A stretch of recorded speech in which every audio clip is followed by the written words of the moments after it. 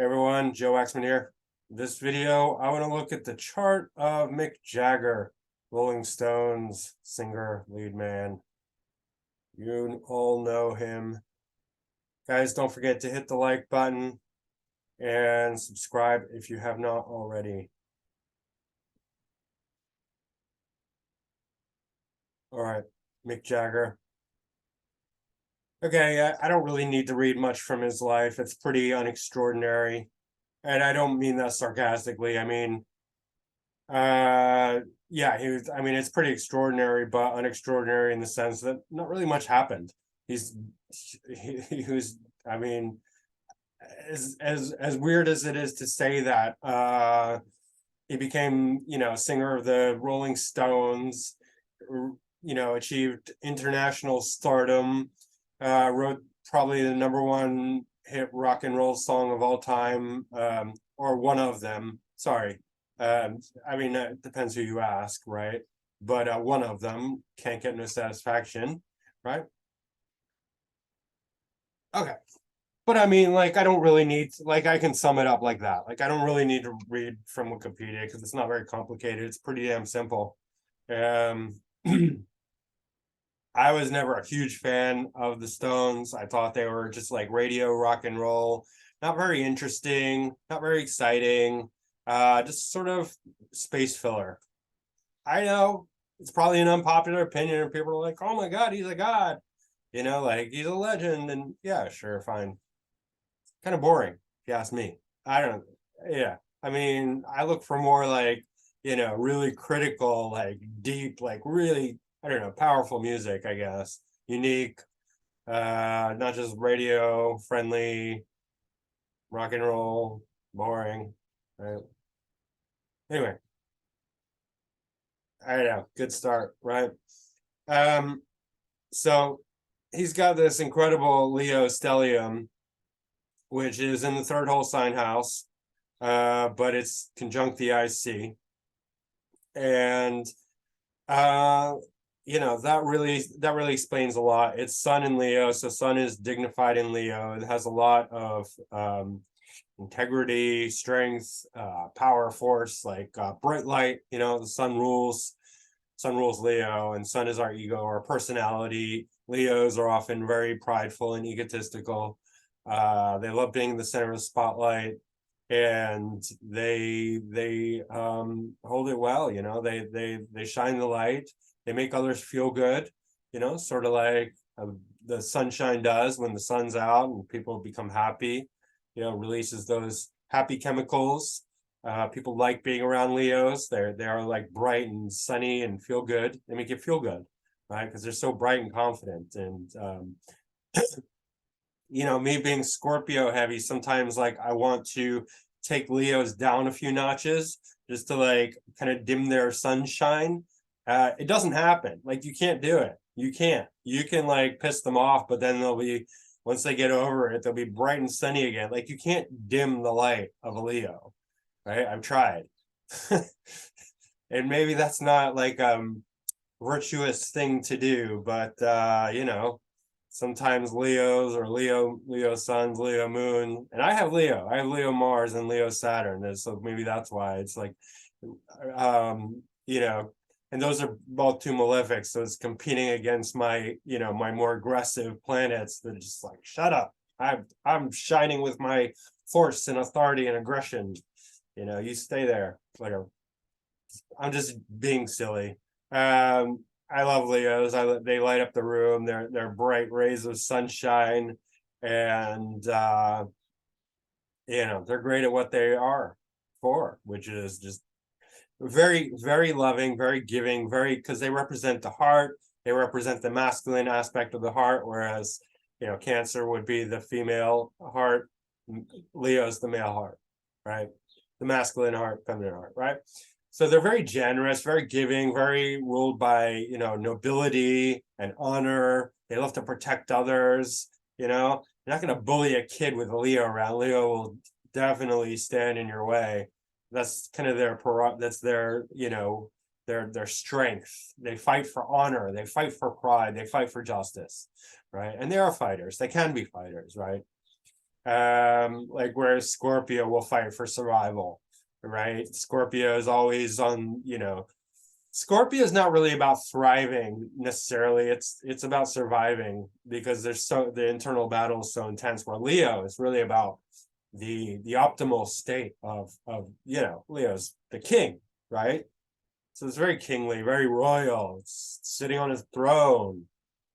Leo is about thriving. It's often about fame, recognition, success, all the glamour, having the spotlight on them. And he's got it in spades. He's got Sun conjunct Jupiter. Jupiter is greatly expanding his bright light, his ego, right? And we're just seeing this with the whole fiasco of Ye, Kanye West, who's got also his Sun conjunct Jupiter. Jupiter is not as in good dignity, so it's more exaggerated in Gemini, believe it or not, even more exaggerated than in Leo. Leo, it's natural, right?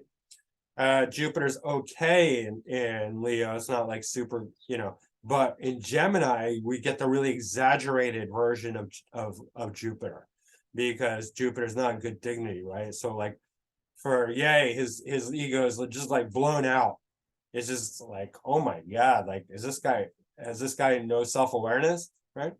It's still very expanded in Leo, but the dignity is much better because Leo just holds all that. It's just like, of course I'm, bigger than life, and of course I'm super successful, and of course everyone loves me. I don't need to push that. This is obvious, and everyone knows it. I know it, you know it, we all know it. Everyone loves me. I'm great. I can, get on the stage, whether it's the Rolling Stones or all alone or with duets or whatever, and I can do it till I'm like 90, and everyone will love it. It's just natural, right? Whereas in Gemini, it needs to be like blown out with the exaggeration of the Gemini likes to exaggerate anyway. So it's just, with Ye, it's just blown out over the top. And then in Leo, it's very natural.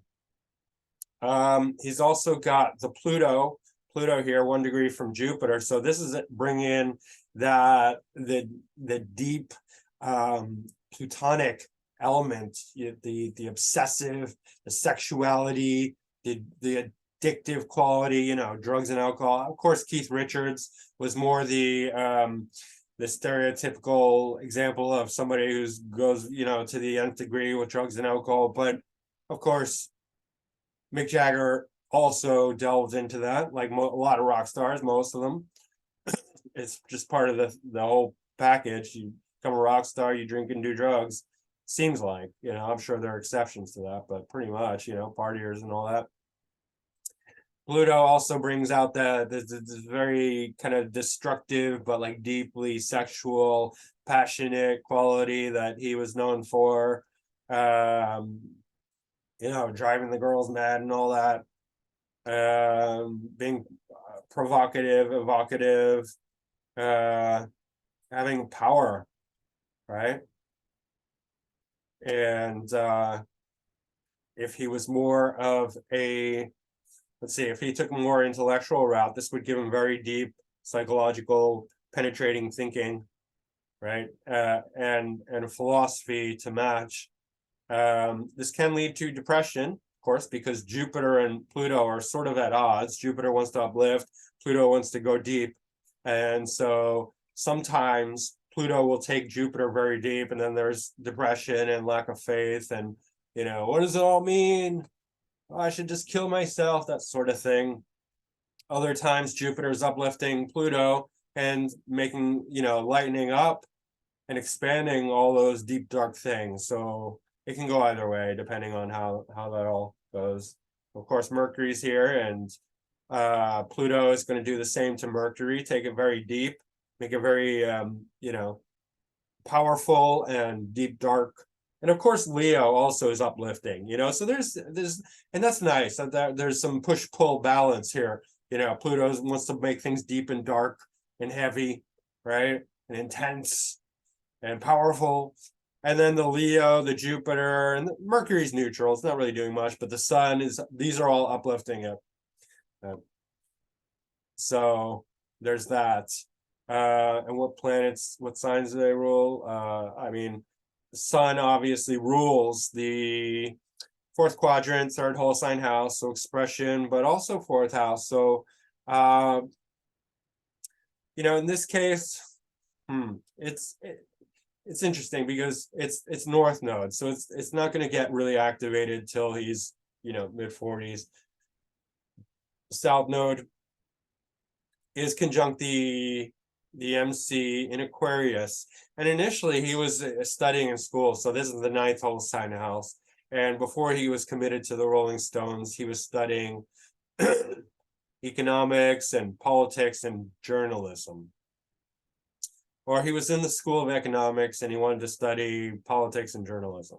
Right? Aquarius is related to politics, but so is fourth house.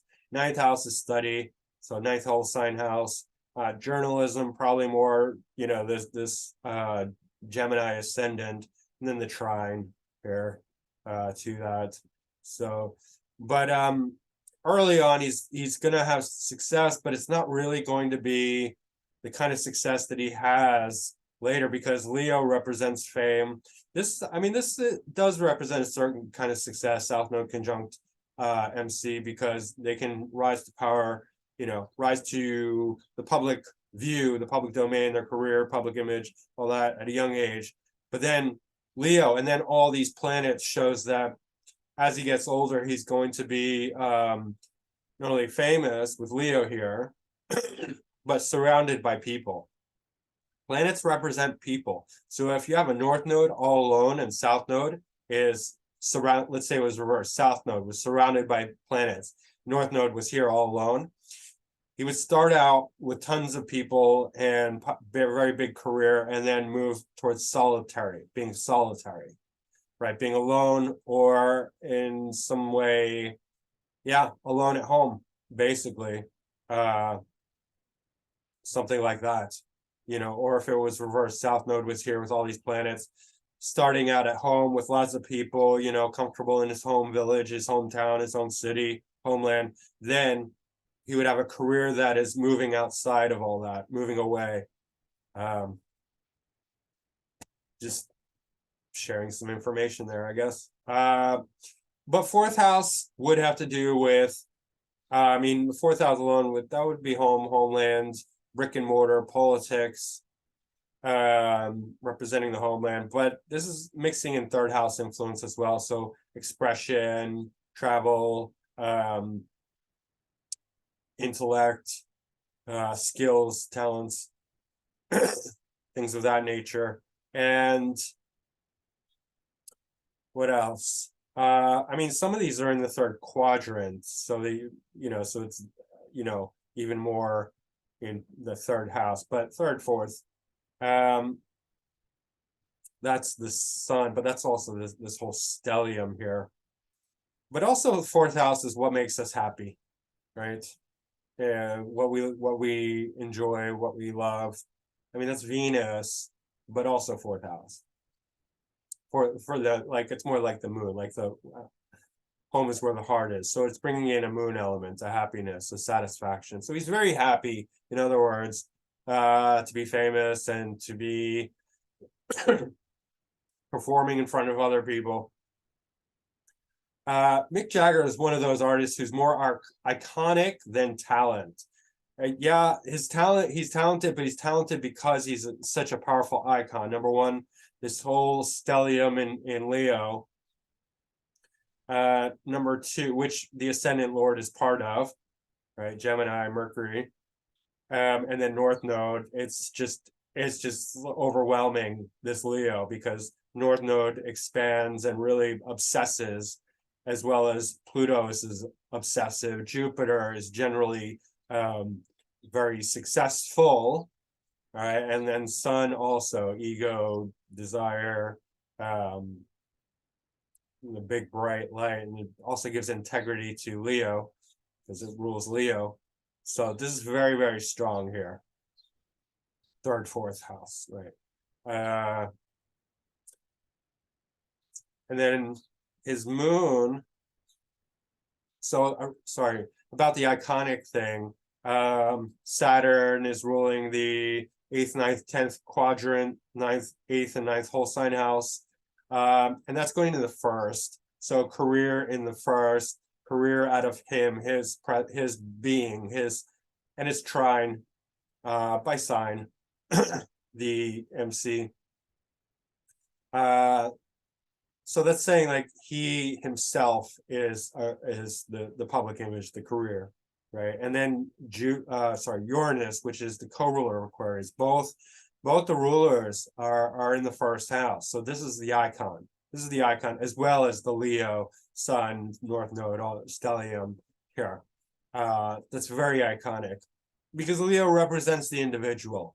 It's the individuation of the ego, right? Leo is the ego, the sign of the ego, and first house is the house of self, right? So his ego and his self, they're very well developed. So this is iconic, right? He's not a great singer, right? His voice isn't spectacular. It's just that he himself has so much presence and so much shine and just ability to command the stage that's why he's famous.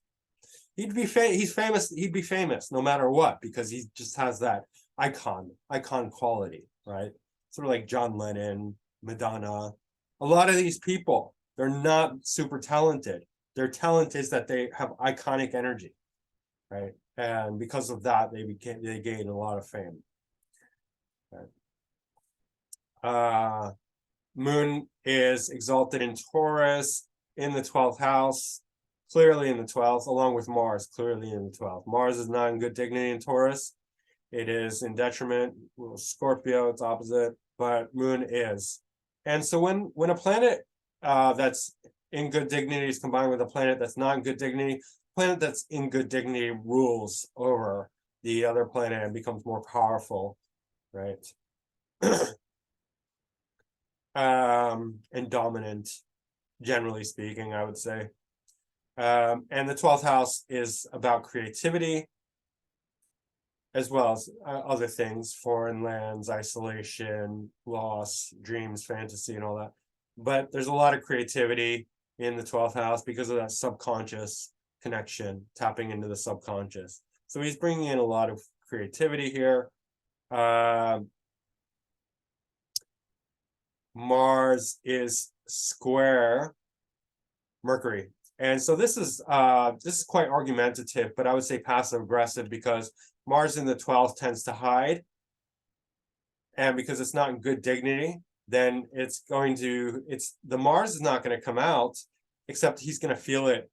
And then sometimes it might come out in not healthy ways, like bursts of rage, yelling at people, being very rude, being very egotistical because of all this Leo energy here. So it's kind of passive aggressive and can be quite, difficult. And he was, there's a huge ongoing feud between him and Keith Richards, who were the main songwriters. And, Mick Jagger having such a large ego, Mick went on his own and recorded his own albums and did all sorts of duets and whatnot, and fine, whatever. I don't particularly care much about any of his music, to be honest. I mean, the few songs, they have a few good songs and that's cool, but it's just my opinion. Who cares what I think? What matters is what you think. But yeah, so he can be pretty argumentative. Venus is trine Mars, and this is quite a nice trine because, especially for artists, because Mars and Venus are both passionate, artistic planets. Venus more for the creativity, Mars for the initiation, anything physical that requires like passion and music, like playing music, actually the actual doing of the thing and the initiation and the bringing together the male and female passions, right? So when they're in harmony, that's quite good. We often see this either conjunct or in good aspect to each other with artists and musicians. Excuse me.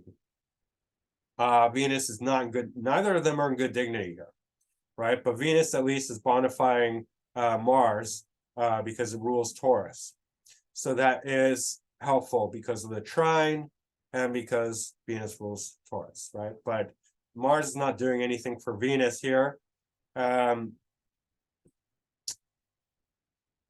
Except that Mars in Virgo, I think, is okay. So it's not bad. But Venus in Virgo is very picky. It is overly picky. Venus in Virgo has a hard time because Venus is our joy. It's what we love doing in our leisure, our luxury, our excesses, when we don't have any obligations, what are we naturally going to do for fun, for joy, for love, for entertainment, that sort of thing. That's our Venus. And Venus in Virgo is just, it's so picky, right?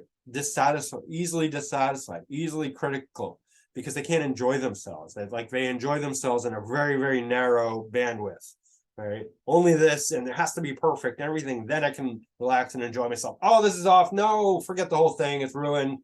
It's dirty. Oh, you're making too much noise. I don't like what you're saying. Forget it.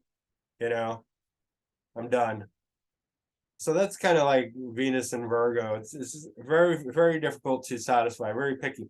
The good news with Venus and Virgo, especially as it relates to arts, is that they're so critical, right? They know exactly what they want, and they know how to make it really, really, because they need it to be a certain level of perfection in order to appreciate it. So unless something is really to top standards, they're not going to be happy. They're not going to be satisfied, right? And this is in the fifth quadrant, fourth whole sign.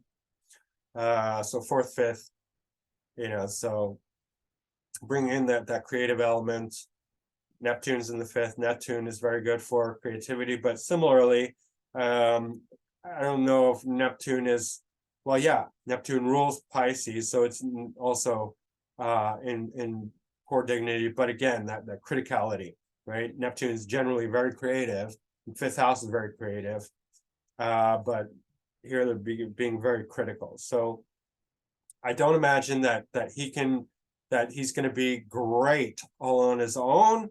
Well, in fact, I know that he's not great all on his own, but as a team member, he can really help perfect the music writing process, right? Venus is ruling the 12th, so it's ruling the house of creativity, along with, well, it's intercepted here, but fifth full sign house. So again, Venus is a key planet for creativity. Neptune as well is playing a big role. Chiron's not really doing much, doesn't have any negative aspects here.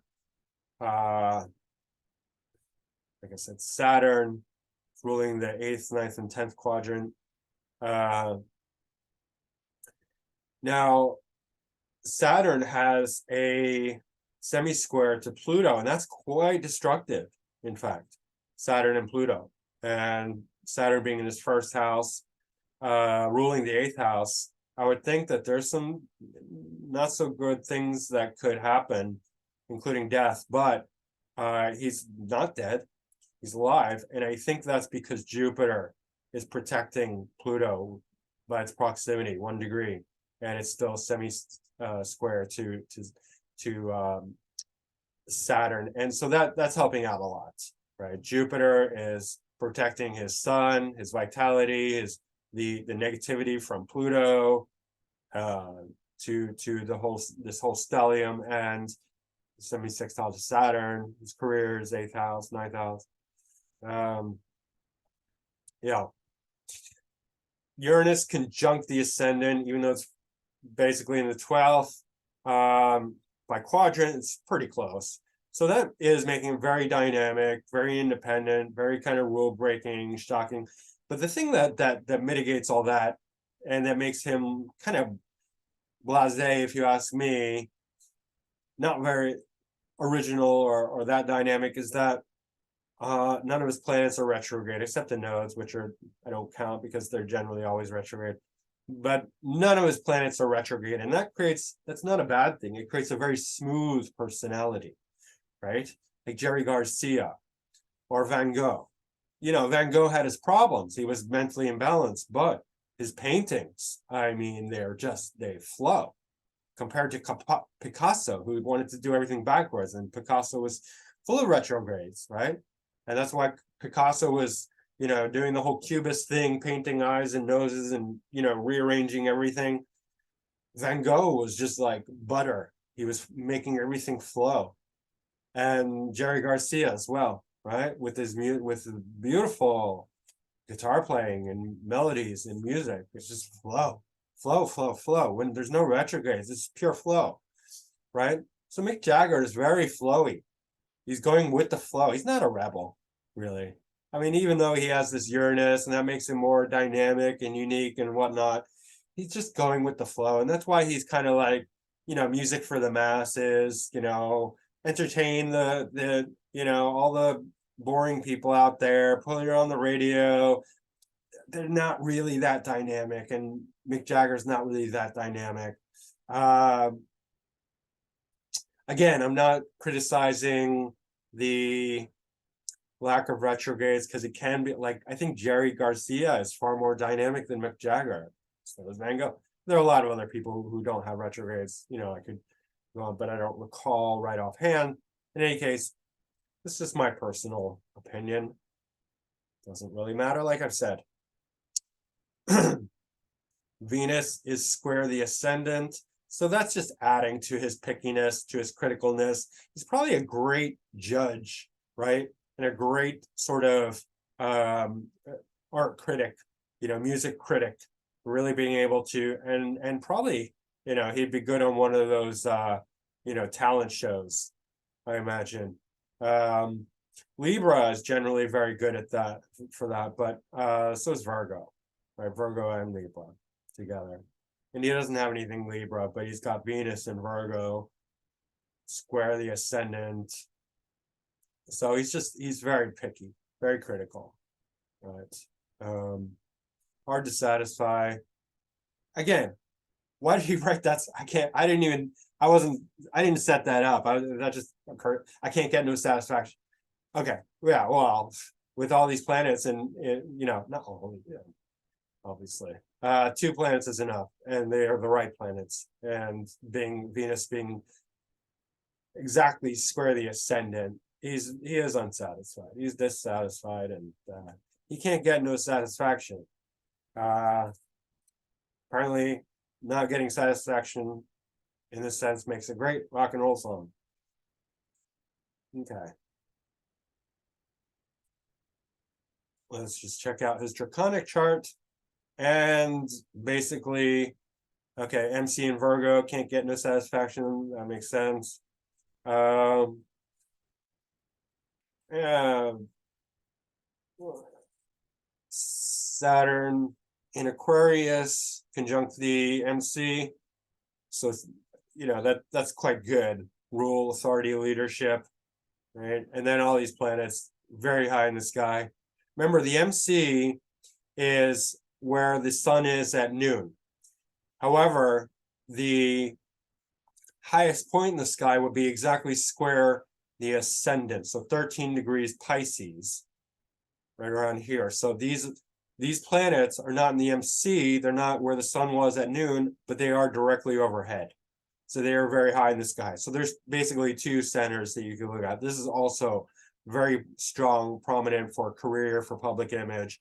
All the things that the MC is associated for is just, it's combining energies with, I guess, 11th house, right? So 10th and 11th, career and career success, right? And then Pisces for creativity. Jupiter is ruling Pisces. Mercury not so good in Pisces, but Jupiter is helping this whole stellium here, making him very creative, very enhancing his public image and all that, right? Neptune over the Mars, Neptune in Taurus in the 12th house. So this is adding to his creativity again, right? Moon in Capricorn in the 8th, that's not so great, but it's not conjuncting anything, so it's negligible. In any case, that's the draconic. It's minor, but it still has influence. And I think that's pretty much it for Mick Jagger. It's really interesting. We're not getting much voice activation. I mean, Moon's ruling, I guess Moon exalted, but it's in the 12th house. So it's and his voice is not spectacular. Nobody's ever I've never heard anyone be like, the best voice out there is Mick Jagger, or like Mick Jagger has a great voice. I never heard that. He's a great performer, right? He's a great frontman, and he's an icon, and he just has this energy. It's the energy that he has, not particular, material skills, in my opinion, and good songwriting, along with Keith Richards. He didn't do it all on his own. Right? So in any case, that's Mick Jagger, and all right, guys, I hope you enjoyed this. Don't forget to hit the like button. Subscribe if you haven't already. Leave a comment down below if you have anything to add, or a question, or concern, or whatever. And book a reading with me. My website is macroastrology.com. My email is macrogolmachine@yahoo.com.